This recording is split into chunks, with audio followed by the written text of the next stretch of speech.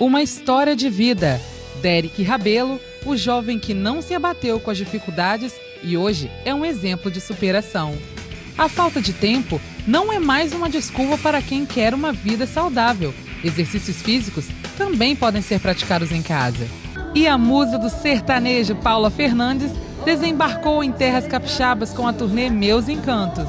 Alô, galera do Ponto Eletrônico, eu sou a Paula Fernandes, estou passando para deixar um beijo para vocês. Obrigada, tchau, tchau.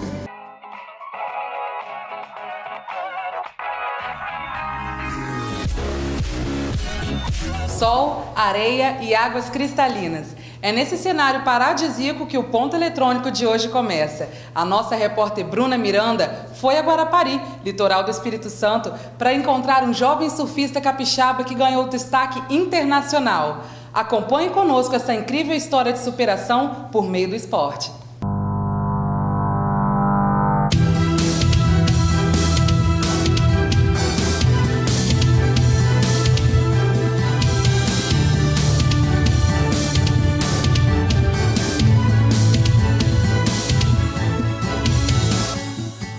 O mar é a sua segunda casa. Para quem o assiste da areia, a sensação é que ele nasceu nas águas. A cada manobra não restam dúvidas. Ele é predestinado para o surf.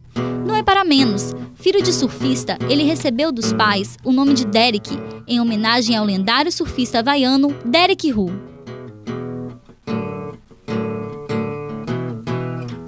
Mas não é só no surf. Derek Rabelo, de 21 anos, mostra uma habilidade incrível para o mundo dos esportes. Ele é apaixonado por todos os esportes radicais e se destaca em uma outra modalidade, o skate downhill.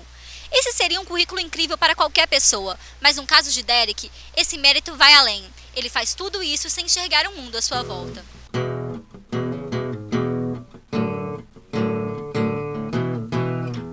Tem glaucoma congênito, é de nascença. E quando eu nasci eu enxergava vultos, tipo coisa de 5% da visão, e eu tive isso até os meus 4, 5 anos. E daí em diante eu já não tive mais a visão, fiquei cego totalmente. E Derek, quem te incentivou a você começar a praticar esporte? Então, eu sempre gostei muito de esporte e na minha família todo mundo era fissurado por esporte, sempre foi assim. Meu pai fazia de tudo quanto é tipo de esporte, basquete, futebol.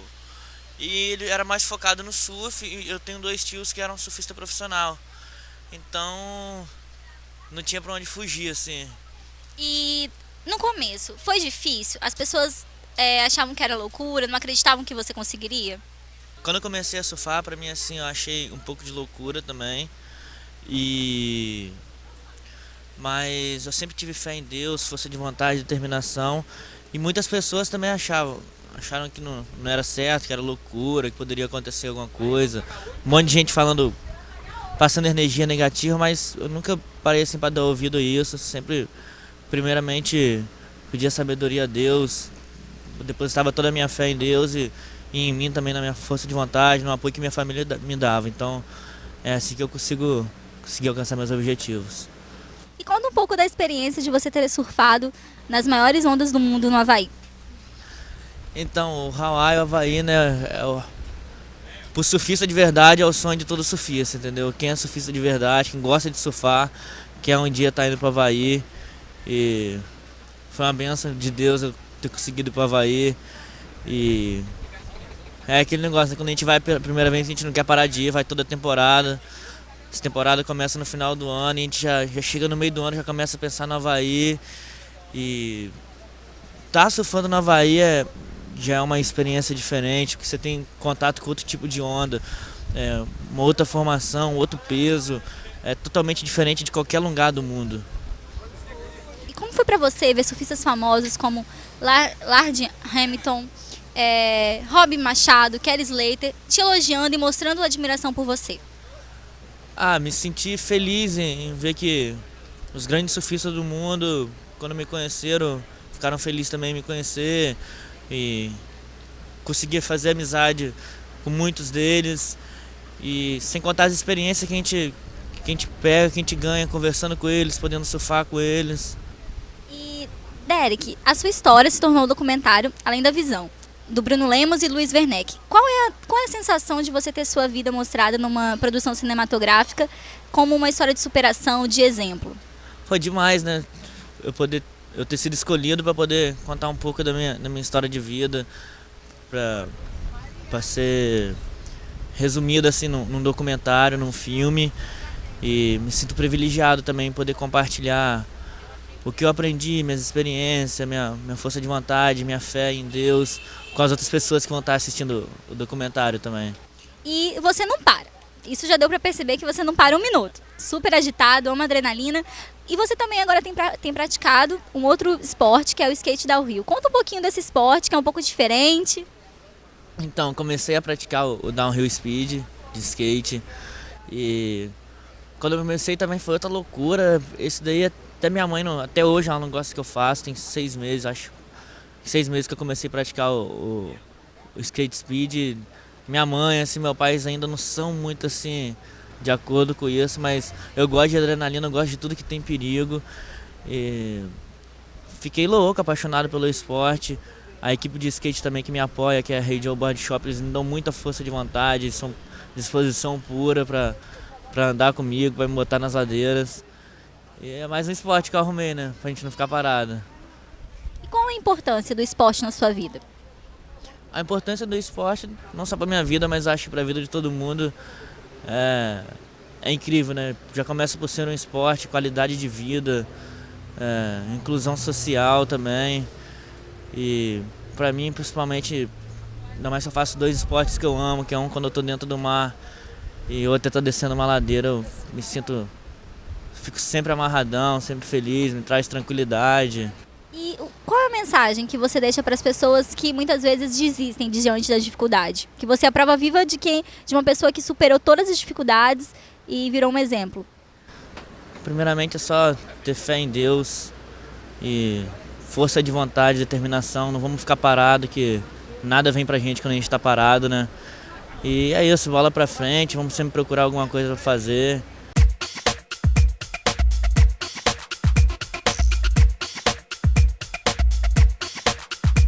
Realmente inspiradora a vida do Derek, um exemplo de força de vontade e determinação.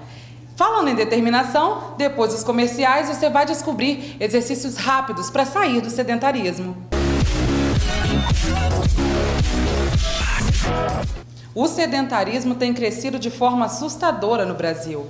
A população não tem priorizado a saúde e, na maior parte das vezes, os exercícios físicos são deixados de lado. A justificativa geral é sempre a mesma: falta de tempo. E pensando nisso, a repórter Saeli Pagung conversou com um especialista da área de educação física. Com tantos compromissos e obrigações no nosso dia a dia, fica realmente difícil conciliar saúde e trabalho. E realizar atividades físicas vem se tornando cada vez mais raro. Para isso, viemos até o Centro de Condicionamento Físico da Universidade de Vila Velha conversar com o professor Léo Raposo. Existe uma diferença entre atividade física e exercício. Léo, é verdade? Sim, é verdade. A atividade física é todo tipo de movimento corporal que você executa, tá? Que vai te levar ao aumento da sua frequência cardíaca, ao aumento do seu gasto calórico. Já o exercício é um tipo de atividade física, porém possui controle, né? Possui controle das repetições, da carga, do tempo de intervalo, da duração, da velocidade, quantas vezes por semana que você vai fazer. E para quem quer sair do sedentarismo, quais são os procedimentos necessários para quem deseja frequentar a academia?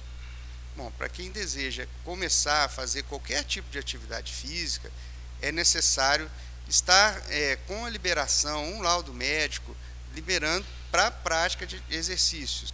E quais são os exercícios que as pessoas podem começar a fazer aqui na academia?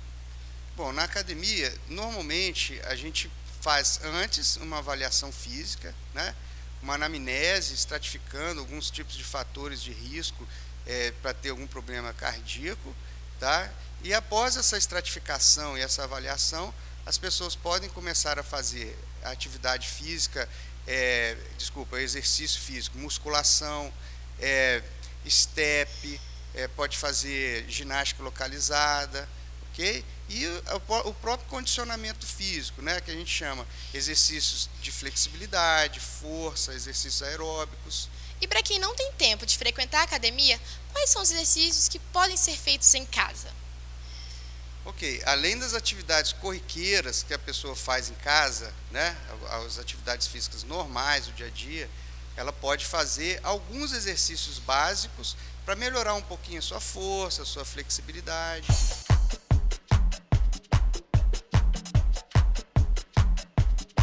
E agora eu vou passar o microfone para o professor, que vai demonstrar com a Lia algumas atividades físicas que você de casa pode praticar.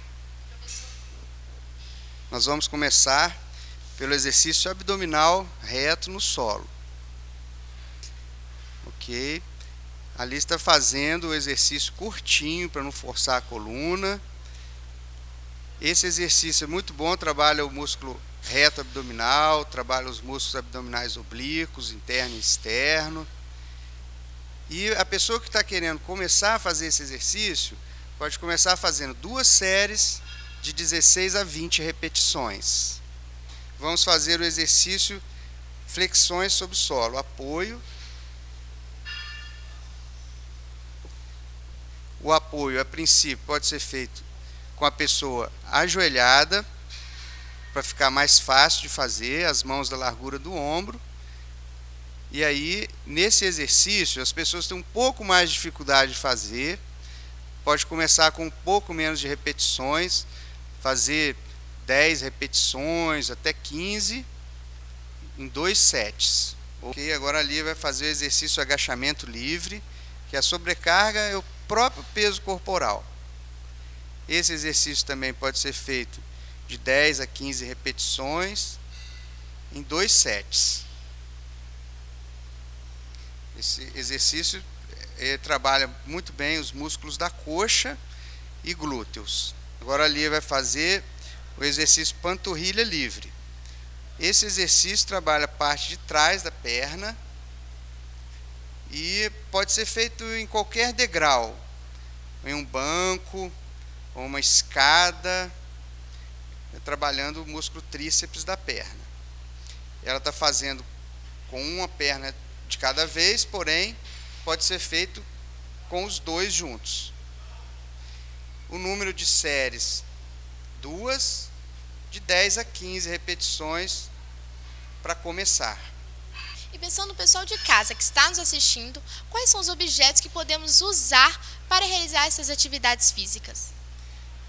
Em casa tem vários objetos que podem causar algum tipo de sobrecarga para o exercício que você pretende fazer. Como, por exemplo, sacos de arroz, feijão, farinha, garrafas PET.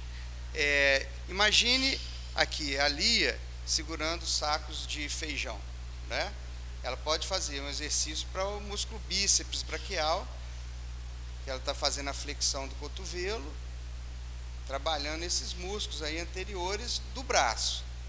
Também ela pode trabalhar os músculos do ombro, fazendo exercício de elevação lateral. Esses objetos vão causar uma sobrecarga muscular, fazendo um fortalecimento da musculatura, uma melhora na resistência muscular localizada, ok? Deu para perceber que só fica parado quem quer. É possível realizar atividades físicas e sair do sedentarismo também em casa. Muito obrigada, professor. Muito obrigada, Lia.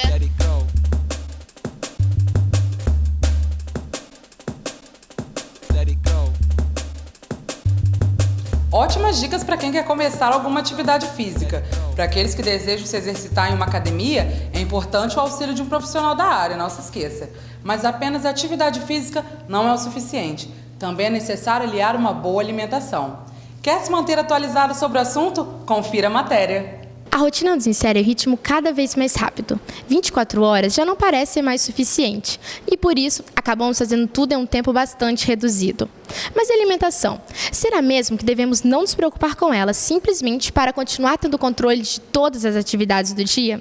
Por isso, trouxemos aqui a doutora em Nutrição e Saúde Pública, Ana Maria Rezende, que vai esclarecer algumas dúvidas e mitos sobre alimentação. Doutora, quais são os maiores riscos de substituir algumas refeições ou pulá-las? Veja bem, a regularidade das refeições hoje é considerado um dos passos mais importantes para uma alimentação que a gente considera saudável e adequada, certo? Além de nos preocuparmos com o que comer, mas a forma como nós comemos, né? Se nós fazemos isso de uma forma mais prazerosa, com tempo, né? De forma a planejar as nossas refeições e dando regularidade, o que para uma alimentação saudável significa pelo menos de 4 em 4 horas fazer uma refeição, no mínimo isso, certo? Se a gente não fizer dessa forma, a gente não tem a possibilidade de dizer que a alimentação é saudável ou adequada. Muitas vezes, nós realmente omitimos, principalmente aquilo que a gente não considera refeição, os pequenos lanches, né? Omitimos do nosso dia a dia, dos intervalos das nossas grandes refeições, com a desculpa, vamos dizer assim, de que são refeições pequenas, fugazes e que, portanto, não vão fazer falta. E em outras, nós utilizamos desse recurso da pequena refeição para substituir as grandes refeições. E o fazemos num sistema alimentar bastante perverso, que é o do fast food, ou seja, comer rapidamente, comer sem as condições, né, adequadas para que um alimento seja utilizado, processado pelo nosso corpo como tem que ser, certo? E isso traz consequências, obviamente, deletérias para o organismo. Doutora, o verão está se aproximando e o suco detox já caiu na boca do povo.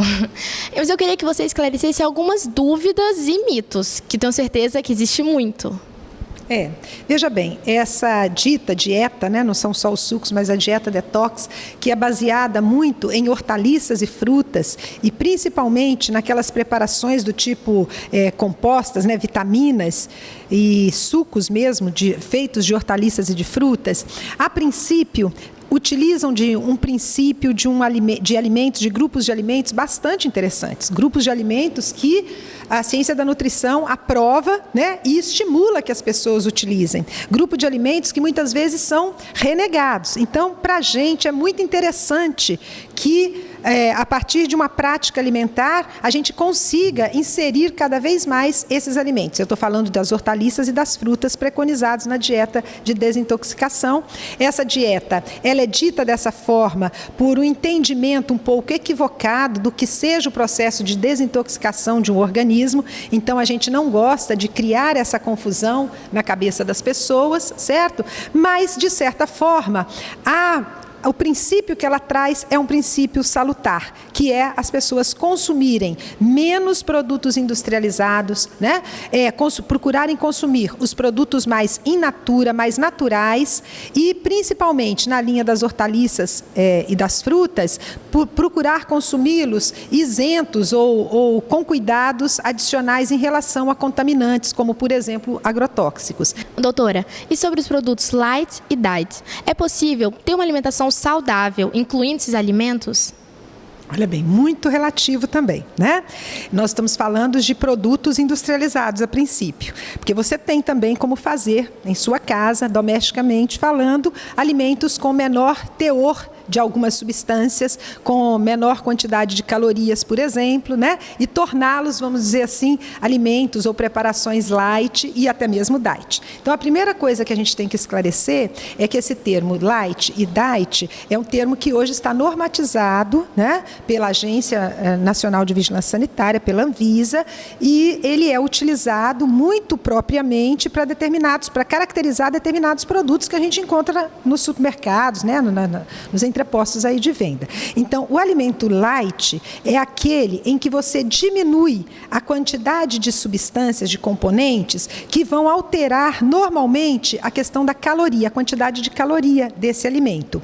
Normalmente, porque a gente tem outros produtos, como o sal, por exemplo, que você não altera a caloria. Você tem o sal light, que você altera a quantidade de sódio, certo? Você tem, por exemplo, o açúcar light, que altera a quantidade da sacarose, do açúcar propriamente dito, certo? E aí adiciona outros elementos para poder diminuir a caloria, né? Para dar o aporte do açúcar, mas diminuir a caloria. Então, a gente está falando de uma gama de produtos que são chamados lights porque diminui um componente em até 35% sem excluí-lo totalmente. Tá? Quando a gente fala diet, nós estamos falando de outros produtos em que você tem que retirar por algum motivo, por uma finalidade dietética, uma finalidade de dieta mesmo, você retira, exclui algum elemento. Por exemplo, os produtos dietéticos para pessoas com diabetes que não podem consumir açúcares do tipo, por exemplo, da sacarose. Doutora, temos aqui alguns alimentos que as pessoas acabam optando por causa da pressa, que é a barrinha de cereal, a bolacha de sal e o suco industrializado. É possível conciliar esses alimentos com uma alimentação saudável? Veja bem, aqui a gente tem exemplos do que a gente acabou de comentar, né? Na busca pelos alimentos ditos lights e diets, né, do emagrecimento, relacionados com o emagrecimento, muitas vezes a gente faz essa opção. Muitas vezes essa opção é até uma indicação de um profissional da área, né? É um recurso que se tem, porque é um alimento que está pronto para o consumo. Alguns deles nos conferem alguns nutrientes importantes, certo? Por exemplo, a barrinha de cereal e o biscoito, no caso um creme cracker, um biscoito água e sal, eles são ricos em energia, certo? A barrinha de cereal, algumas delas têm uma quantidade de fibras razoável, não todas, certo? Os sucos, né, ditos industrializados, já são diferentes, porque a gente tem aqui um produto que, a princípio, não tem princípio nutritivo outro que não sejam produtos, vamos dizer assim, adicionados para conservar, para dar cor e para dar sabor de forma artificial, né? Eu estou falando dos sucos industrializados e, vamos dizer assim, artificiais, sintéticos, certo? Existe também no mercado uma série de ditos sucos, chamados sucos industrializados, que na verdade a grande maioria deles, dos produtos que a gente tem disponível, são os néctares de frutas e que a gente tem que tomar também um pouco de cuidado atualmente devido à alta concentração de açúcares que estes produtos nos reservam, né? Estou falando daqueles sucos de caixinha que vêm com apelo, que são naturais porque são da própria fruta, realmente são néctares de fruta, né? Originam-se na fruta, mas na verdade são concentrados de açúcares da própria fruta e que, quando utilizados também de forma exagerada, podem trazer consequências até contrárias àquela que se deseja quando normalmente se faz uso disso substituindo refeições. Então, a gente não aconselha a utilização, mais uma vez, desses produtos como substituto de refeições. No máximo, como substituto de alguns alimentos que eles são equivalentes. Então, a barrinha de cereal, de preferência uma barrinha de cereal mesmo, né? E aí eu tenho que olhar no rótulo, se realmente é cereal ou se eu tenho ali mais açúcares simples do que o açúcar complexo ou carboidrato complexo. Então, a barrinha de cereal com fibras, né, acrescida de vitaminas e de minerais, pode ser uma opção importante, interessante, para você substituir, por exemplo, por um pão. Principalmente se for um pão branco. Né? Então, existe ali, naquela refeição, um lanche, por exemplo, uma possibilidade de você fazer uma equivalência entre alimentos, e aí uma barrinha de cereal pode vir a ser um alimento até mais nutritivo, né, do que um pão branco, que tem um teor de fibras menor, reduzido, provavelmente não vai estar acrescido de algumas vitaminas e minerais que alguns desses produtos de prateleira, nesses produtos industrializados, normalmente trazem, certo? Mas tudo isso vai depender da consciência do consumidor em apreciar bem esse produto. Então, a dica que a gente tem é, primeiro, se informar com os profissionais corretos, certo? Fazer uso de produtos que tenham procedência e sempre buscar pelas informações do rótulo. Uma dica para a informação do rótulo, tanto para uma barrinha, quanto para um suco, quanto para um biscoito, é ir em ingredientes e procurar saber quais são os primeiros ingredientes que estão listados ali, porque normalmente aquele que é primeiro ingrediente é o que tem em quantidade maior naquele produto. Então, é muito comum a gente pegar barrinhas de cereais cujo primeiro ingrediente é o açúcar. Certo? Então, essas barrinhas que vêm com camadinhas de chocolate, né? Geleinhas com sabores diferenciados e tal, normalmente são produtos muito açucarados. E aí ela perde a razão de ser como equivalência de um produto de melhor nutrição, né? Mais nutritivo. A mesma coisa para os biscoitos. Esses biscoitos creme crackers, água e sal, que são muito utilizados nas dietas, né? As pessoas falam assim, acham que estão comendo biscoito é melhor do que comer o pão, certo?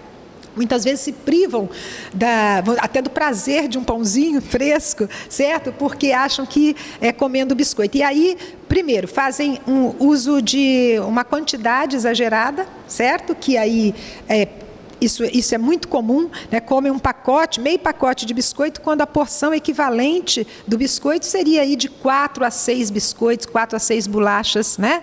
Referindo-se a um pão, né? Equivalendo a um pão. E nos sucos, o cuidado é o seguinte: a grande maioria dos sucos que estão aí empacotados de alguma forma, né? Ou num copo, ou envasados, né?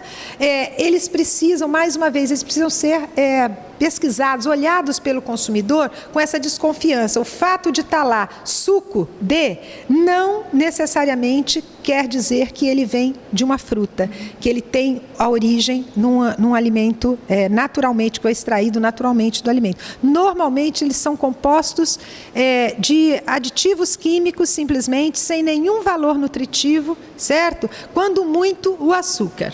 Certo? Quando eles são de açúcar. Alguns deles não vêm nem com açúcar, né? Porque são os diets, os lights. Aí nem a caloria tem. Então não tem princípio nutritivo absolutamente nenhum. Ficou claro que aliando uma boa alimentação e atividade física é possível sim ser saudável.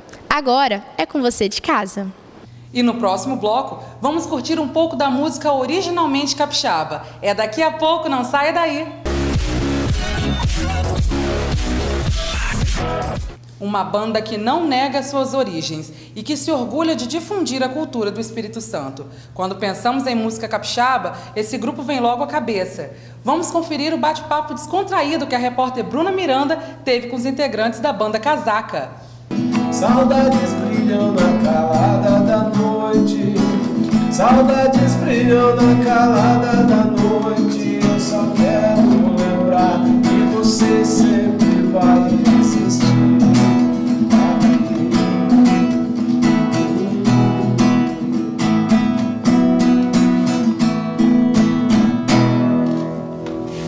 Olá!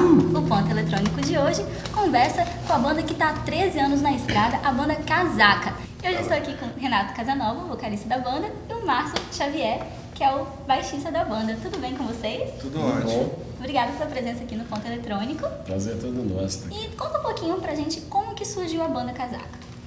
Bom, a banda é um encontro de amigos lá da Barra do Jucu. A gente sempre foi músico, né? Sempre assim, gostou de estar envolvido nessas questões de festinha e tal, juntava a galera a fazer um som. E fora isso, a gente também participava dos movimentos culturais que tem dentro da Barra, né? No caso, o Congo, que é muito forte ali. E então aí num acidente de percurso, né, que a gente tocava em outra banda e as coisas acabaram não dando muito certo na outra banda, a gente resolveu montar uma banda que fosse assim amigos, né, que a gente pudesse fazer o som que a gente estava afim. E por ser praia, essa coisa de rolava surf e tal, esse lance todo, a gente acabou chamando o pessoal do Congo também. O cara, pô, mas o que eu vou tocar? Pô, você vai tocar tambor, né? Aí fez aquela mistura, tambor, guitarra e tal. E há 13 anos atrás nascia um som que era, antigamente pelo menos, quando começou era estranho, né? Hoje eu não sou mais como isso. E assim aconteceu o Casaca. E assim, então, conta pra gente então essa importância do Congo na vida de vocês, assim. O Congo eu acho que foi a maior parte do nosso aprendizagem, porque ali não é só, você não tem só aquele valor cultural que você aprende ali, né? Você tem uma coisa grande sobre amizade, sobre união, sobre festas, enfim. O Congo, para quem mora na Barra do Jucu, igual a gente mora, né, há muitos anos, ele se mistura com tudo. Não existe como você ser um morador da Barra do Jucu, viver Barra do Jucu e não estar envolvido de alguma maneira com isso. E assim, vocês têm um ritmo, né? Hoje, como o Renato disse, é conhecido, no começo soava um pouco estranho. E vocês sofreram alguma dificuldade no começo por tocarem um ritmo diferente, que não tem nenhuma outra banda que tem esse ritmo? A Casaca é bem original. Então, como que foi? Vocês sofreram dificuldade para entrar dentro dessa indústria cultural? Bastante, tudo. A gente praticamente não tinha lugar para tocar, porque a gente saiu meio daquela visão padrão de banda, né, que é bateria e tal. Então, quando você chegava num lugar que... Hoje a gente tem um baterista, mas quando a gente começou a gente não tinha. E aí não tinha uma bateria, aí o pessoal chegando com tambor e assim, depois a gente ia ganhando público devagar e tal, mas nós passamos, eu acho, quase 2 anos tocando assim de graça mesmo, porque a gente queria mostrar para as pessoas a música que a gente estava fazendo. Eu acho que isso foi até um ponto positivo, assim, porque a gente o público teve entendeu um pouco mais rápido, o público entendeu mais rápido do que os produtores de evento, né? E nós sofremos muito com rádio e televisão também, isso daí, o Márcio sofreu na pele de você chegar e o cara fala, pô, vocês tocam o quê? Não é rock, não é reggae, não é samba, então não tem como eu pôr você para tocar na rádio. Mas eu acho que para a banda foi bom porque a gente teve que inventar os nossos locais de show. Porque a gente estava fora, a gente não se enquadrava em nada e a gente queria tocar. E aí a gente ia atrás de algum lugar e falava, pô, cara, tem uma banda, deixa eu tocar aí, levava o som e fazia. A gente ia inventando e acabou que a gente tocou muito, assim, mesmo estando fora do circuito tradicional, a gente acabou tocando muito, e isso fez muito bem para a banda. A gente ainda teve uma sorte que o Casaca ele começou a aparecer em 2000, né, que foi quando a gente começou a tocar. E nessa fase de 2000 a 2002 estava acontecendo assim, mais ou menos um movimento cultural dentro do estado. A gente tinha grandes festivais, como o Dia D, né? Tinha o 100% Capixaba, que rolava em Guarapari. E hoje em dia você não vê mais, que era uma galera que estava apostando nas bandas daqui, né? E a gente já tinha muita banda carregando muita coisa boa, como o Dead Fish, como o Lordose, o Pé do Lixo, o Java Roots. Já eram bandas que estavam assim com um público grande, uma Animal, que era uma coisa muito forte. Então eles começaram a apostar muito nas coisas daqui. E nisso o Casaca foi aparecendo, então a gente conseguiu dar sinal para o ônibus e entrar junto com a galera. E aí nós fomos ganhando o nosso espaço ali devagarzinho. Então acho que essa coisa também começou a quebrar um pouco do preconceito. Então as pessoas que trabalhavam com música no estado ajudaram bastante também a acabar com esse preconceito, essa coisa toda. E hoje você vê o Congo nas escolas, né? Coisa que a gente não via, né? Em algumas escolas sempre teve, agora a maioria das escolas que você pega colégios particulares que existe hoje, isso não existia. E hoje você vê as professoras ensinando Congo, ensinando a cultura, ensinando campanha publicitária, de comercial de televisão, comercial de TV, você vê tudo. Então isso é uma vitória muito gostosa da galera que trabalhou sobre esse ritmo, né? E depois de todas essas dificuldades que vocês passaram no começo, hoje a banda Casaca conseguiu seu espaço e em outubro agora vocês gravaram o DVD, que foi uma super produção, que teve a produção de Guto Graça Mello, Mário Meirelles, Maurício Tavares. Conta pra gente um pouco desse DVD. Bom, o DVD a gente já era um sonho da banda, assim, né? A gente já vem com essa ideia de gravar o DVD assim, um tempão. Só que a gente queria colocar dentro do DVD assim, a nossa história mesmo, né? E fazer assim um resumo de tudo aquilo que nós já fizemos e tudo aquilo que nós já passamos. Só que a gente teve uma turma diferente dentro da banda, então quer dizer, aí as músicas começaram a ter uma cara diferente, né? Um trabalho mais lapidado e tal, uma coisa bem gostosa. E eu acho que ele veio na hora certa, porque a gente teve condições, através do Márcio, que entrou em contato com o Guto Graça Mello, que ele trabalha com o Roberto Carlos, uma experiência muito gigante. E aí ele aceitou, como assim teve na casa dele, eles conversaram junto, ele aceitou fazer um projeto, foi aí que animou mesmo a galera de estar colocando isso em DVD. E junto com o Guto veio uma equipe assim, que acho que é a melhor do país hoje, né? São as pessoas que, no caso, o Mário é diretor da Globo, né? E trabalha em todos os programas da Globo ali, então ele tem uma dimensão de câmera muito boa, como o Maurício. O Maurício dirigiu de novela, a Trapalhões, a fazer transmissão de Fórmula 1, fez de tudo na TV já, assim, um monstro. Então, quer dizer, o momento era aquele ali. Então, acho que até a gente foi meio que agraciado por essa situação aí que deu tudo certo. Nessa questão de esperar um momento certo para a gente estar registrando tudo aquilo que a gente passou em 13 anos. E, pô, foi lindo. Foi uma coisa maravilhosa, assim, casa cheia, o público cantando do começo ao fim. A espera da gravação não era só dos músicos, dos artistas. E aí, fechar mesmo o pacote, a gente teve o prazer de ter o Saulo, que é um cantor já reconhecido nacionalmente aí. E ele veio com o maior prazer, assim, a partir da primeira conversa que a gente teve com ele já conhecia a banda. Por ele ter morado aqui no Espírito Santo um tempo, ele tem um carinho muito grande com o Espírito Santo, então ele achou que era uma forma de ele estar retribuindo tudo aquilo que o Estado fez com ele também, participando de um DVD com a banda. Aí, foi muito gostoso, assim, a gente acabou fazendo... Tem falado que esse DVD, ele encerra um ciclo e começa outro nele mesmo, assim, né? O DVD registra o que é o Casaca até hoje e também mostra o que vai ser o Casaca daqui para frente. Vocês fizeram uma turnê na Europa, né? Foram para Diamantina, pouco tempo também. Conta um pouco pra gente desses projetos que vocês têm feito, esses shows. Isso aí a gente gosta de bater perna, né? Isso aí não tem jeito, a gente fica meio agoniado ficar dentro de casa, então a gente tá sempre rodando. Europa foi a segunda vez que a gente foi. Ano passado a gente ficou 15 dias, mas fez pouca coisa. Esse ano a gente foi, nós ficamos em 9 dias, fizemos 4 shows,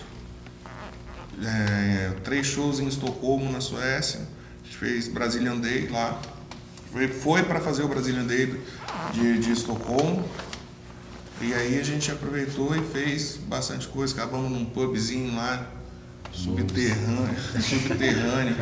Cara, a gente começou a tocar, começou a chegar a bandeira do Espírito Santo. Começou a chegar a bandeira do Espírito Santo, as pessoas começaram a cantar. Na terceira música, o nego já estava pedindo música. Onde é que eu tô no final da história, né? Assim, e Diamantina, a gente tem uma história com Minas que é muito forte, assim, a gente toca em Minas constantemente. Nossos maiores shows fora... Aliás, a gente fez shows em Minas bem maiores que a gente já fez no Espírito Santo, salvo um ou outro, assim, a gente sempre tá por lá, Belo Horizonte, Ouro Preto, Viçosa. Diamantina que foi uma novidade, foi a primeira vez que a gente foi, mas foi muito legal também. Podemos aguardar o Casaca no trio elétrico do Saulo no Carnaval de 2014? Há aí uma conversa, uma coisa, já foi feito um convite e tal, a gente tá vendo a possibilidade do que vai acontecer, conforme data e tal. Mas eu acho que é assim uma grande possibilidade do Casaca estar lá assim, em Salvador. Eu acho que a gente deve ir para Salvador agora, numa festa que vai ter lá. E através dessa festa, hoje o Saulo está, graças a Deus, abraçando a banda mesmo, assim, como padrinho da galera. Então acho que pode rolar, assim, pode acontecer. Queria agradecer muito a presença de vocês, o carinho pelo programa. Muito obrigada, sucesso para a banda. E tem como encerrar com uma música? Claro. A gente que agradece, o Casaca que agradece o convite. Quando precisar, pode entrar em contato, convidar. A gente tem o maior prazer de vir aqui e fazer parte aí desse momento aí. Muito gostoso que foi. Oh, meu anjo nasceu, tudo que quiser eu vou te dar. Meu amor, minha vida. Oh, meu anjo nasceu, tudo que quiser eu vou te dar. Meu amor, minha vida. De noite posso ver a escuridão que tanto assusta o seu modo de pensar na realidade. As lágrimas que caem não correspondem a nada, porque posso ver nossa felicidade. Tudo que quiser imaginar tem que pensar profundamente que vai ser daqui pra frente. Só quero estar presente nessa hora, sei que é agora o momento pra te dizer. O tempo todo esperei pra ver você chegar. Oh, meu anjo nasceu, tudo que quiser eu vou te dar. Meu amor, minha vida. Oh, meu anjo nasceu, tudo que quiser eu vou te dar. Meu amor, minha vida. Eleito o melhor show brasileiro pela segunda vez consecutiva, a turnê Meus Encantos chega pela primeira vez ao estado do Espírito Santo. Curta essa entrevista maravilhosa que a musa do sertanejo nacional Paula Fernandes concedeu à nossa repórter Bruna Miranda. E o Ponto Eletrônico se despede com a cobertura do show em Terras Capixabas. Uma ótima semana e até domingo que vem. E hoje o Ponto Eletrônico trouxe vocês para conferir a turnê Meus Encantos da cantora Paula Fernandes. Vamos conferir?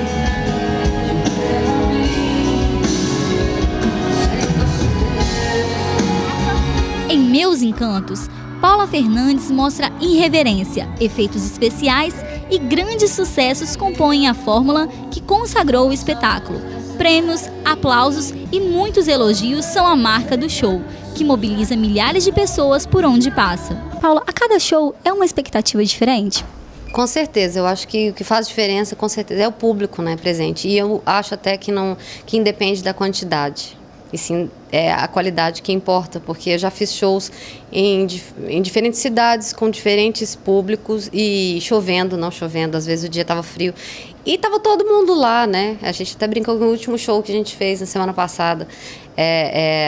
Foram quase 100 mil pessoas e estava chovendo. Então, isso é muito relativo. E quem faz o show, para mim, é o público, assim. E eu fico muito feliz de poder estar recebendo essa energia boa em todo show, porque cada situação é uma situação. E o que a gente pode esperar do show de hoje, que vamos ver daqui a pouco?